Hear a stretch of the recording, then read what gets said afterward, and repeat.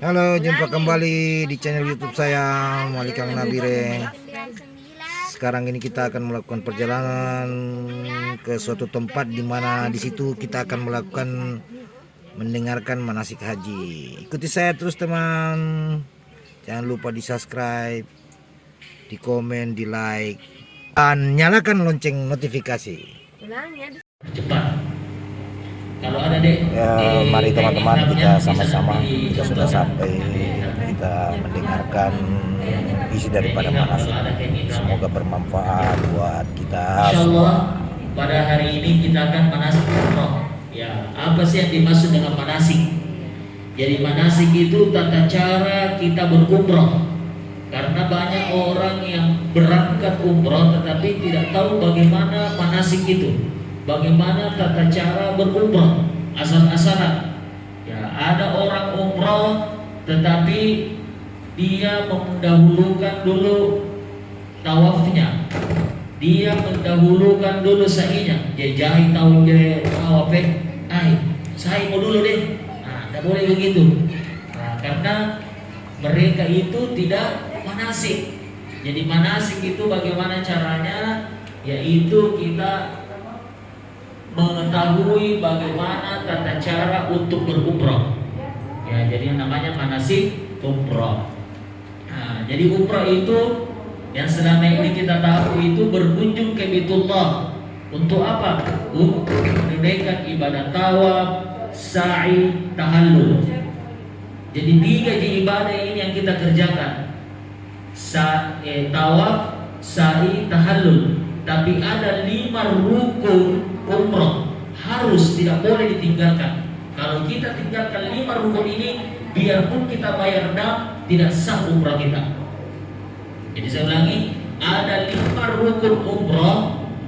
Kalau kita tinggalkan, meskipun kita bayar dam, maka tidak sah juga umrah kita. Apa itu yang pertama? Niat, ditandai dengan pakaian ihram, dan saya contohkan. Kedua, tawaf. Ketiga, sa'i. Keempat, tahallul. Kelima, tertib. Ini 5 rukun, tidak boleh kita tinggalkan. Tertib yang di sini tadi, ya, nomor 2 tawaf tidak boleh disimpan nomor 4. Jadi seperti itu. Jadi itu namanya tertib. Nah, waktu pelaksanaan umrah itu dapat dilaksanakan kapan saja. Jadi umrah itu kapan saja kita laksanakan. Tapi selain dari hari wukuf dan hari-hari tasyrik. Nah, hari wukuf itu seperti kita naik haji, itu tidak boleh kita melakukan ibadah tawaf atau ibadah umrah. Jadi sampai mengerti sini, oke, kita lanjut. Jadi kegiatan sebelum meninggalkan umrah. Ya, alhamdulillah ini PT Malewa sudah memberangkatkan pertama kali nih Bu nih. Alhamdulillah kedua kalinya sudah memberangkatkan ibadah umrah setelah pandemi Covid. Alhamdulillah. Jadi kesempatan ini kita pergi umrah di bulan suci Ramadan. Ya, ada riwayat yang menyebutkan sahih ya bahwa barang siapa yang berangkat umrah di bulan suci Ramadan itu sama pahalanya ketika dia naik haji. Sama pahalanya, jadi tidak perlu pergi lagi wukuf di Arafah, pergi lewat jumrah. Itu sama pahalanya ketika kita naik haji. Kalau kita niatkan bahwa saya mau pergi umrah, saya niatkan mau pergi haji tapi belum ada kesempatan, belum keluar kota, belum pidato bisnis kan, ya. Nah, tapi kalau kita niatkan terus ternyata ada dana yang cukup berangkat umrah di bulan suci Ramadan, itu sama pahalanya ketika kita naik haji. Jadi tidak ada kegiatan naik haji, tapi ketika naik umrah di bulan suci Ramadan itu pahalanya sama ketika kita naik haji. Untuk itu sebelum kita meninggalkan rumah, insyaallah saya tadi bicara sama Ibu Ani, katanya insya Allah ini sama dengan gelombang kedua ketika naik haji. Artinya langsung ke Mekah dulu. tidak ke Madinah.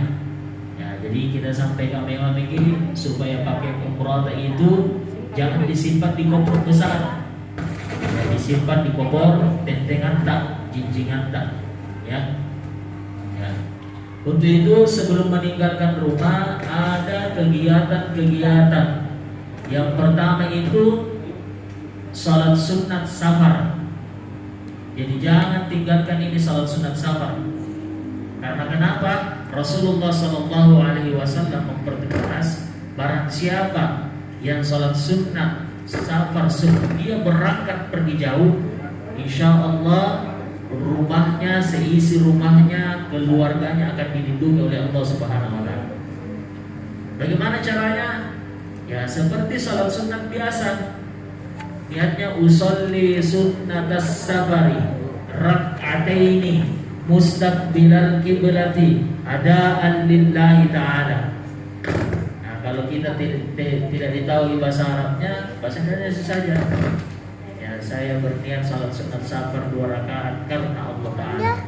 Ya, seperti salat sunat biasa, rakaat pertama baca doa iftitah, setelah doa iftitah suratul Fatihah. Setelah itu ya membaca Al-Kafirun.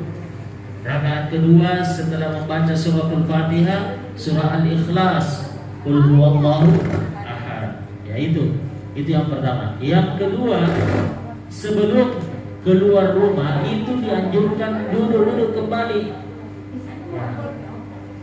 Duduk kembali dulu. Jangan sudah salat sunat safar langsung langsung pergi.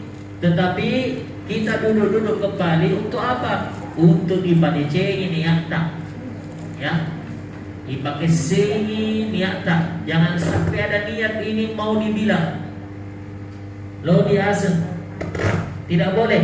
Jadi kita duduk, perbaiki duduk tak. Ya niat ki betul-betul saya berangkat umroh bukan karena siapa-siapa. Saya lepaskan jabatan saya di dunia. Saya lepaskan jabatan saya di Makassar. Saya lepaskan jabatan saya di kampung. Pokoknya saya berangkat umrah lillahi ta'ala. Karena niat yang menentukan. Jangan sampai niat kita sudah salah, pasti umrah kita tidak diterima. Tapi kalau niat kita betul-betul lillahi ta'ala, insya Allah kegiatan-kegiatan umrah kita itu akan berjalan lancar dan sukses dan diterima oleh Allah Subhanahu Wa Taala.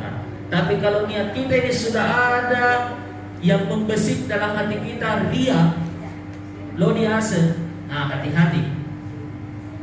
Nah, boleh jadi ibadah umrah kita tidak diterima. Artinya apa? Sia-sia, rugi kita, ya. Nah, rugi waktu, rugi tenaga, rugi doe, ya. Maka dari itu harus dipakai sini niat, ibadah jengi niat. Saya kasih contoh seperti ini. Ada seorang guru, mengajarkan kedua muridnya. Ini guru ini sudah semua minakasi ilmunya kepada dua muridnya ini. Pada suatu hari disuruhlah turun gunung. Ya sebarkan itu ilmu-ilmu apa yang saya sudah ajarkan. Ya ini si A turun gunung. Dia sukses dalam pertaniannya. Ya ada nih ubina, ada nih singkongna, ada nih jaguna, ya. Ya, terus ini si B penjual apa itu namanya? Sembako. Ya, penjual sembako. Ya, pada suatu hari ini si A sukses dan ingat gurunya. Ya, dan ingat gurunya. Oh, guruku yang ajar kayak ini bagaimana caranya menanam singkong yang baik. Bagaimana caranya menanam ubi yang baik. Aku bawa ke guruku deh. Mana bawa ke gurunya naik ke atas gunung. Assalamualaikum guru. Waalaikumsalam. Ya apa itu nak? Ini ada ubi sedikit guru. Saya bawakan ke sini baik mentong ini untuk anak muridku ini saat duduk nak. Nah, cerita singkat cerita. Ya terus ini guru anak murid ini sudah minta pamit mau pulang. Nah ketika dia mau pulang, minta izin sama gurunya, tapi guru saya mau pulang. Tunggu dulu nak. Guru ini masuk ke dapur, bicara sama istrinya. Itu anak teh itu si A ini bagus sekali, nak bawa kaki ubi. Aku minta nak dikasih. Oh ada kami nak kasih ke Pak Lurah, kasih itu Pak Lurah, kasih itu anak murid tak. Ya, karena tidak bisa tuh makan kambing, kolesterol maka. Nah maka dikasihlah murid ini kambing 1 ekor. Ya, turun nanti itu kambing nak. Ketemu sama si B, tanyakan, di mana kau dapat itu? Ya, saya dikasih sama guru. Bagusnya itu guru, aku mau bawa ini. Ubi kau bawa ini. Ini si B jaring otak nak. Jaring otak bisnis nak. Yang namanya pembalut sembako, ya. Jaring otak bisnisnya nak bawa itu gurunya. Minyak yang lagi mahal sekarang, ya. Yang nak bawa gula pasir, beras, ya. Naik gunung, nak bawa gurunya. Assalamualaikum guru. Waalaikumsalam warahmatullahi wabarakatuh. Apa itu nak? Ya ada saya bawakan sembako ini guru. Ya. Oh kasih masuk dalam nak. Ya, singkat cerita, motor pulang ini si B. Ya, motor pulang si B. Woi tunggu dulu nak. Masuklah gurunya ke istrinya. Woi bagus na mentong itu anak murid itu si B. Nak bawakan sembako. Apa mau dikasihkan? Woi tidak ada bisa dikasihkan kecuali ubi yang nak bawa teman nak. Maka dikasihlah ubi. Nah, artinya apa? Banyak orang yang pergi umrah, ada orang yang bawa pulang ubi, ada yang bawa pulang kambing. Artinya apa? Kita harus memperbaiki niat kita, ya. Yang pertama. Jadi kita dulu perbaiki perasaan kita, terus membaca ayat kursi. Ya, Rasulullah SAW bersabda, siapa yang membaca ayat kursi keluar dari rumahnya, itu akan dilindungi sampai dia pulang. Jadi kita keluar dari rumah, kita membaca ayat kursi. Ayat kursi ini adalah ayat pelindung. Ya, yang dihafal ayat kursi semua. Yang tidur kalau tidak dihafal ayat kursi, jangan sampai ayatnya tidak dihafal, kursinya diingat. Ya. Allahu la ilaha illa huwal hayyul qayyum la ta'khudhuhu sinatun wa la nawm sampai wa la ya'udzuhu ma wa huwal aliyyul azim. Setelah itu kita keluar dari rumah dengan kaki kanan, ya, dengan kaki kanan, dengan membaca seraya membaca Bismillahi tawakkaltu 'ala Allahi la haula.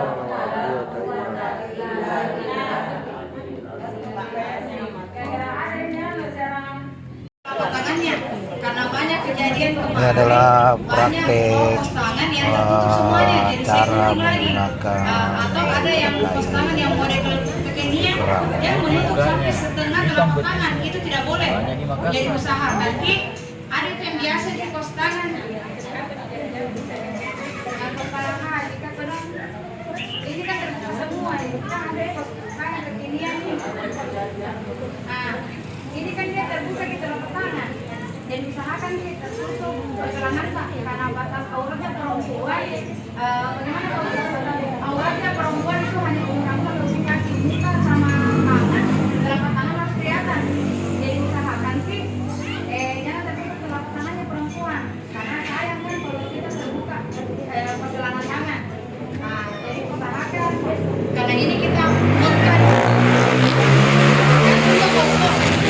usahakan itu kopor fiber yang kecil. Itulah tadi teman-teman acara manasik yang sudah sama-sama kita ikuti, semoga bermanfaat buat kita semua.